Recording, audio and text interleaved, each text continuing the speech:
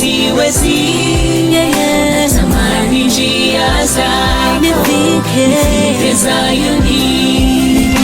Kipofu Bartimayo kwa imani yake kapata kuona na kushuhudia